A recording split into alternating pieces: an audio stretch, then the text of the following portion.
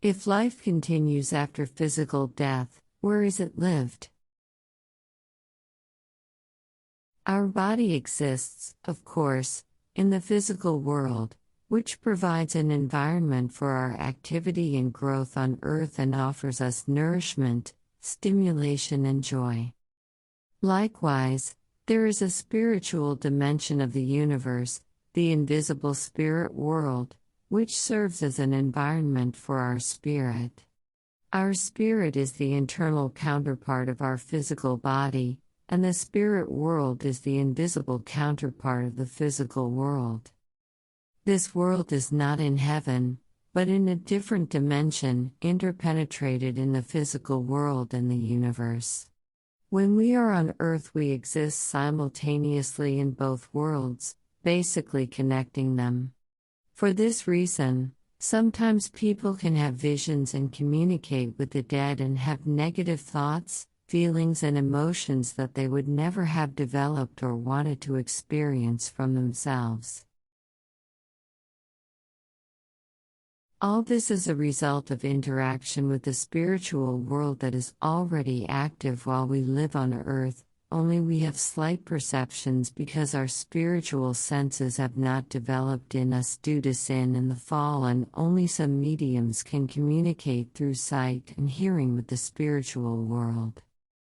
While most people are willing to admit the existence of some kind of life after death, a smaller number of people accept the proposition that during our physical life we exist simultaneously in two realms, one material and one spiritual.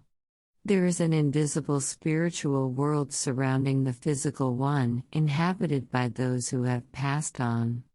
Because the two realms interpenetrate each other, the spirit of a person nearing death can float out of the body.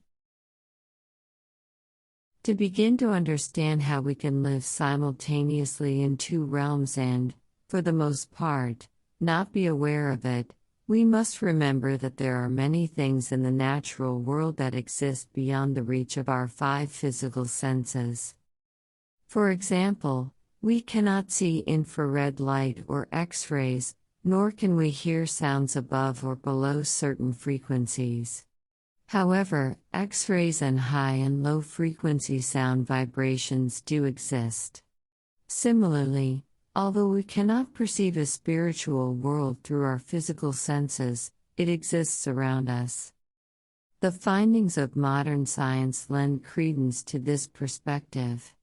Whereas in the past scientists thought of the material world as constructed of solid, albeit tiny, lumps of matter, they now believe that this is not the case. Rather, what we consider the material world appears to be made up of invisible patterns of energy. The implications of this theory regarding the existence of a spiritual dimension are clear. Indeed, it is probably this discovery that gave rise to Albert Einstein's famous statement that his work was spiritual and consisted of discovering where matter ends and spirit begins. Just as we perceive the physical world with our physical senses, sight, hearing, taste, touch, and smell, so the spirit world can be perceived by a set of spiritual senses, which are not limited by the physical laws of nature. Since most of us are not attuned to our spiritual senses, we become aware of the spirit world only when we pass into it at the end of our physical lives. Actually, biblically, Jesus and his disciples had quite a lot of interaction with spirits and demons that possessed people and also created psychosomatic illnesses for them. And even in Christianity there are quite a few phenomena of exorcisms, testifying to the fact that the interaction between people's physical life to spiritual world and the encroachment of good or bad spiritual entities in people's individual lives exists and is real, not so imperceptible or hard to believe for a religious person in general.